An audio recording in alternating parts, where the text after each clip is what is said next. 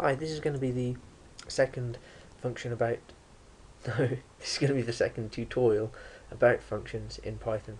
So I'll just start by defining the function again, or defining a function again. You do that by typing def, then the function name, this one's going to be called function1, then the parentheses. We're going to pass a variable into our function so that it'll be available inside the function body. Variables like that are called parameters, so we're going to call our variable parameter1 and then close the parentheses, type the colon, press enter, and you can see we're indented on this second line, and this is where we can type our function body. The function body is the code that gets executed whenever you use, or in other words, whenever you call your function. So we're going to have a fairly simple function body here. It's just going to be, we're just going to call the print function again.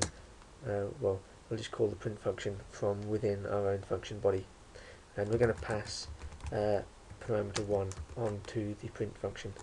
So that's it as far as defining the function is concerned. We finished defining the function, but to make the function actually do anything, to execute it, you need to call the function, and you do that by typing the function name followed by the parentheses, and because we've specified a parameter up here in the function definition, we need to provide a value for that parameter.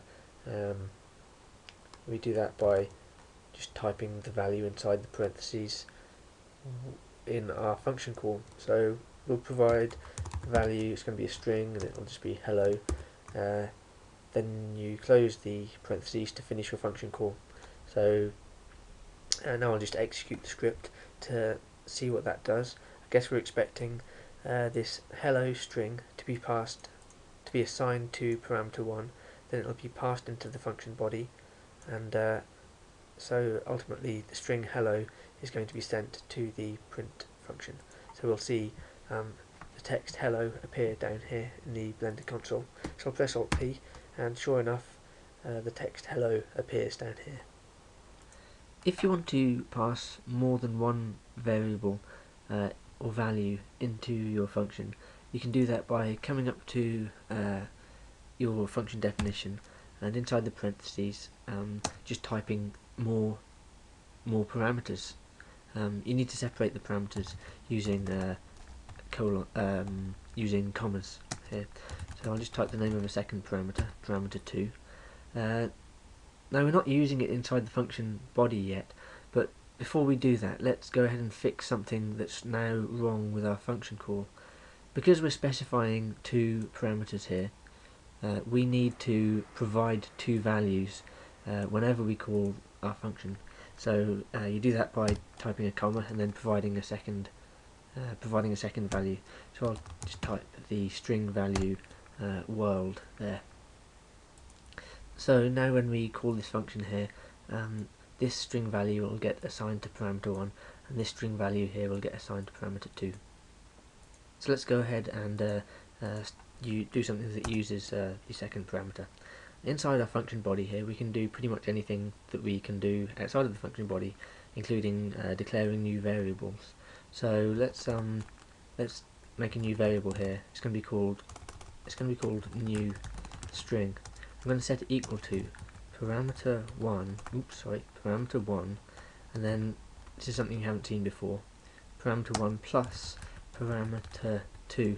Now you've seen the plus sign used to add integer and floating point number type variables together, but this is using the plus symbol to add two string type variables together, and it does something slightly different.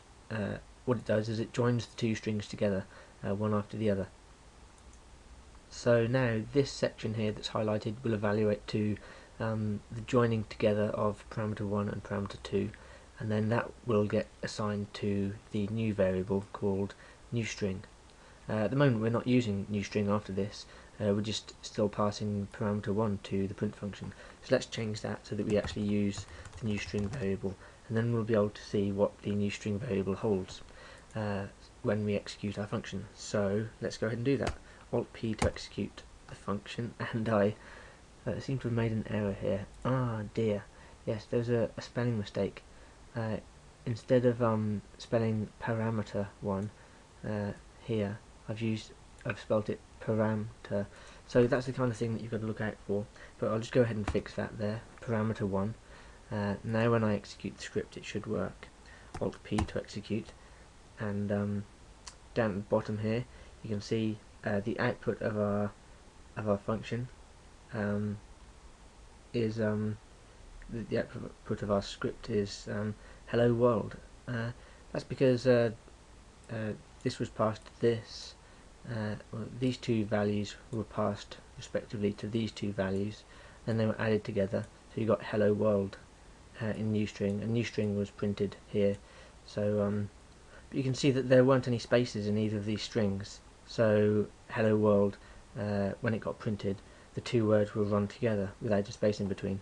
We can fix that by coming back up to this assignment here, and instead of just adding those two strings together, we're going to add another string in between them, and that other string is going to be very short. It's just going to contain a single space, and then I'm remembering to add that on to the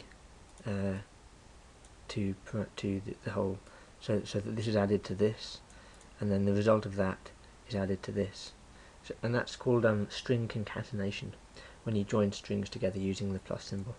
So now when I press Alt P, we should see hello space world. Alt P, and yep, we've got down here hello space world. Okay, so that's good, but now here's a new problem that we're going to tackle.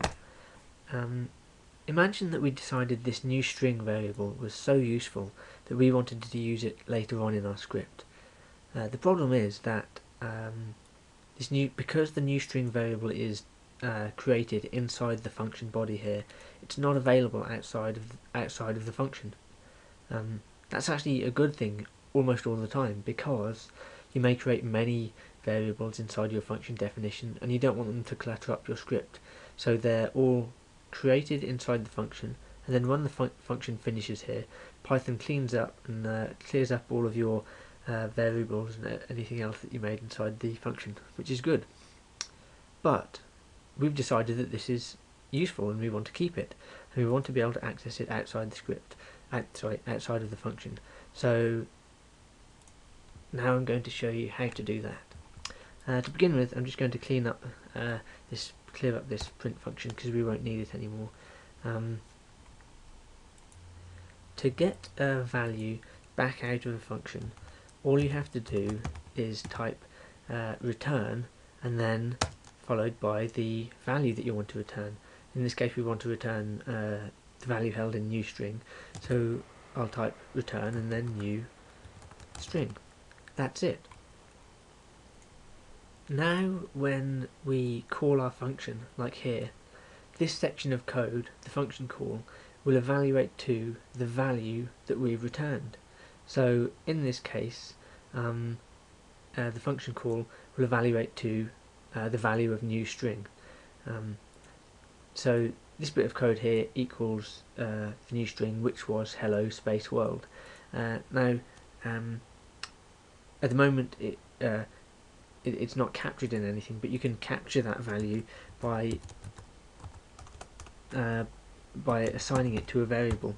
So variable 1 equals then function 1, the function call for function 1, and that will evaluate to hello space world. So hello space world, the string, will get assigned to variable 1, and we can check that by typing print and then passing variable 1 to the print function. Now when I execute the script, we'll see hello space world printed to the Blender console again, but this time it's being done not from within the function body, because I deleted that print function from in there. This time it's being done from outside of the function in the main script. So I'll press Alt P, and as you can see down here, hello world appeared again, and it's all working just as it should. So that's it for functions for the moment. You know how to call a function, you know how to define your own function, you know how to pass values into your function, and you know how to get values back out of your function. The next tutorial will be about flow control. Thanks for watching.